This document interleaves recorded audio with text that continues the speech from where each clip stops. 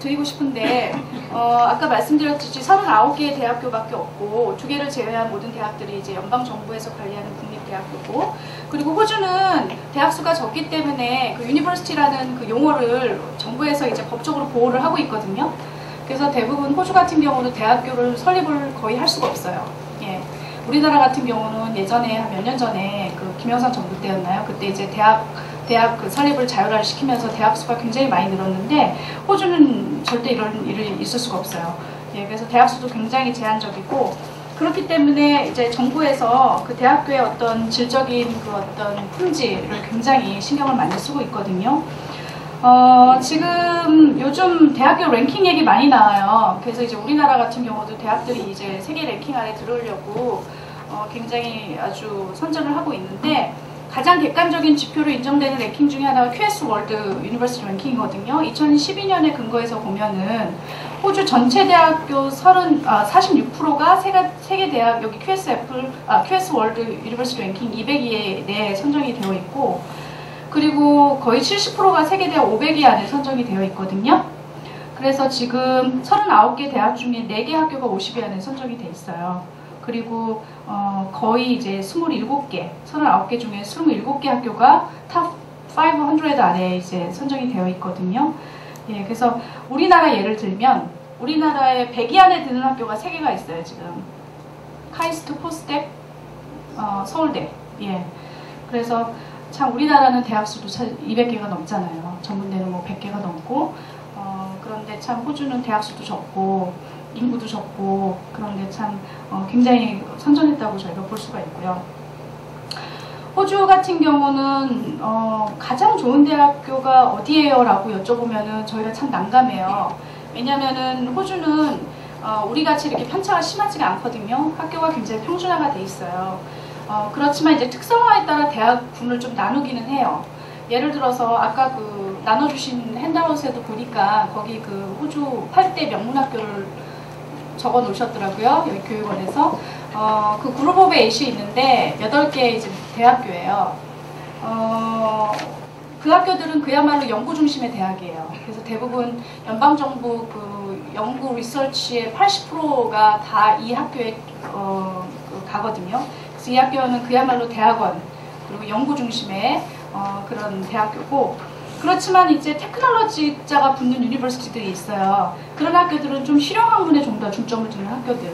그래서 이런 학교들은 약간 핸즈온 트레이닝, 좀 더 실습 위주의 인턴십, 그래서 취업률을, 아주 높은 취업률을 자랑하는 그런 대학교, 그런 또 군이 또 있고, 그리고 또 어떤 학교들은 지역의 산업과 연계되어 있는 그런 대학들이 있어요. RUN이라고 해서 Regional University Network라고 있거든요.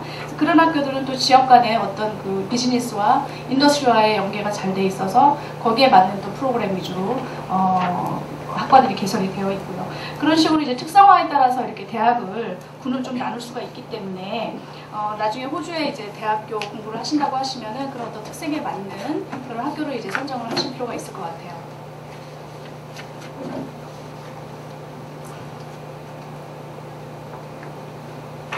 그래서 저희가 이제 호주 유학을 갔을 때 뭐가 강점이냐, 호주 유학만이 갖고 있는 강점을 저희가 생각을 해봤을 때 이런 것들이 있어요.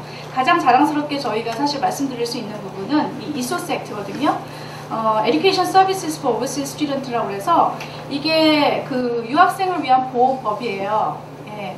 그래서 우리가 교육을 하나의 품질로 보면은 호주 같은 경우는 유학생을 하나의 소비자로 보는 거예요. 그래서 이 소비자들이 합당한 보호를 받을 수 있게끔 정부에서 이 학생들의 권리와 이익을 보호하기 위한 그런 보호 장치를 만든 거거든요. 보호 법령을 만든 거거든요. 그래서 여러 가지 혜택이 이제 주어져요, 유학생들한테.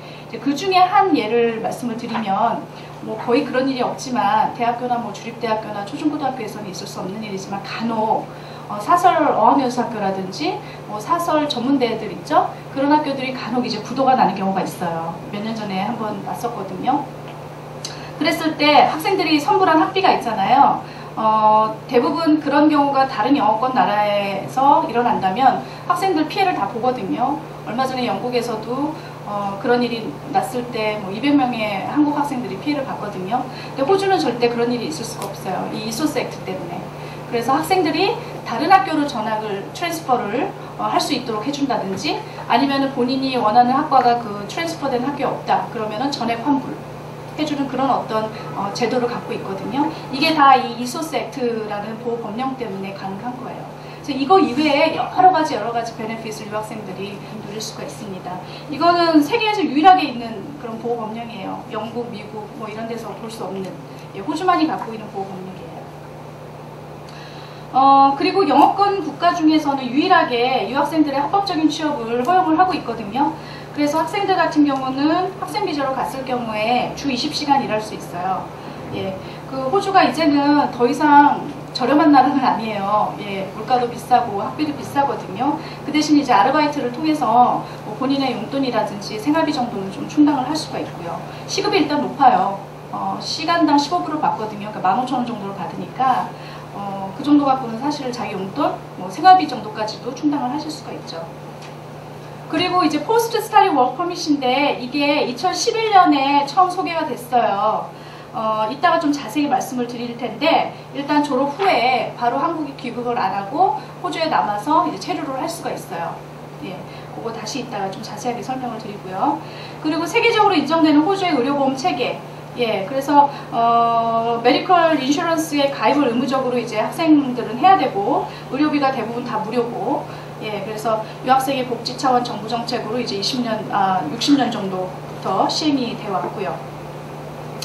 그리고 이제 세계에서 가장 살기 좋은 도시 및 가장 학업하기 좋은 도시에서 4개 주요 도시가 상위 10위권 안에 연속 선정이 됐다.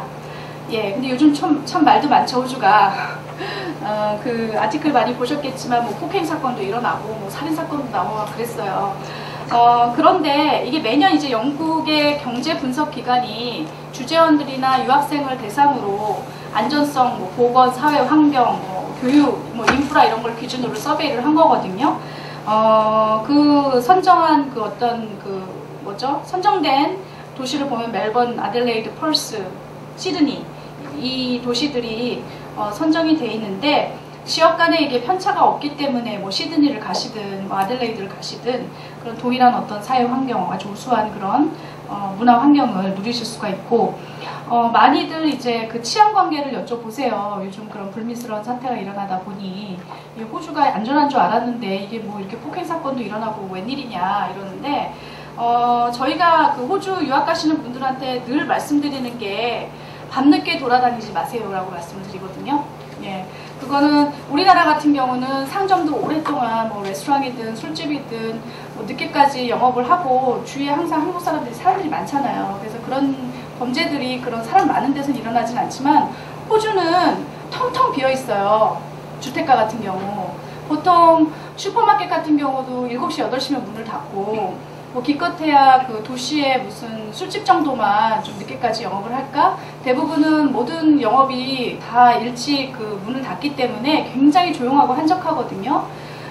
그런 데를 막 돌아다니면은 그 로컬 사람들도 사실 그렇게 돌아다니지 않거든요. 왜냐면 위험한 그런 어떤 그런 우범지대들이 꼭 있거든요. 특히 그 공원이나 아니면 주택가에서도 굉장히 좀 음침한 이런 어떤 스폿 이런 데 같은 경우는 로컬 사람들도 절대 안 가거든요. 근데 이제 워킹홀리데이 학생들이라든지 이게 잘 모르는 학생들 이런 학생들이 못 모르고 갔다가 막 그런 어떤 위험한 어떤 그런 사건들을 경험을 하게 되는데 절대로 그렇게 뭐 9시, 10시 넘어가지고 그렇게 한적한데 절대로 혼자 다니시면 절대 안 돼요. 그거는 뭐 한국 사람뿐만이 아니에요. 이게 인종차별의 문제가 아니고 영국 사람들도 당할 수 있고 호주 사람들도 당할 수 있고 누구나가 그런 어떤 폭행 사건에 노출이 될 수 있기 때문에 그런 부분은 항상 유념하시고 조심을 하셔야 됩니다. 그리고 그 아까 제가 멀티컬처럴 컨트리라고 말씀드렸잖아요. 다민족 국가거든요. 그래서 가시면은 굉장히 다양한 그런 인종의 사람들이 많은데 그게 굉장히 도움이 많이 돼요.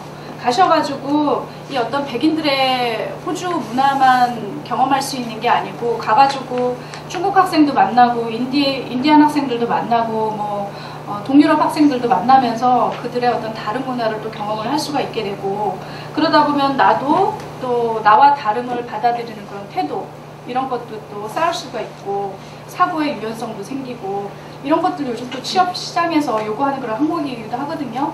그래서 굉장히 그런 어떤 환경들이 여러분들한테 굉장히 많이 도움이 될 거라고 생각을 해요. 그리고 마지막으로 그 동문 네트워크, 매년 호주로 유학을 가는 사람이 상당히 많아요. 지금 호주에서 봤을 때 한국 그 유학생 수가 세 번째, 네 번째 정도 되거든요. 중국 학생이 가장 많고, 그 다음 인디안, 그 다음에 한국, 베트남 뭐 비슷한데, 가는 사람이 많은 만큼 또 귀국해서 오는 사람들이 많겠죠. 예, 아직 호주가 유학 역사가 미국만큼 길지가 않아요. 길지가 않기 때문에 대부분 동문을 보면은 굉장히 젊은 사람들이 많아요. 아직까지. 그렇지만 이 사람들이 아주 다양한 그런 분야에 지금 포진이 되어 있거든요. 예, 뭐 대학 교수도 있고, 법조계에서도 있고, 서비스업 쪽에서도 있고, 뭐 디자인, 재벌기업, 뭐 항공사 뭐 없는 데가 없어요. 그래서 많은 이 동문들이 널리 포진이 되어 있기 때문에 여러분도 호주 갔다가 오시면은 그런 어떤 동문들의 아주 스트롱한 서포트를 받으실 수가 있을 거라고 생각을 합니다.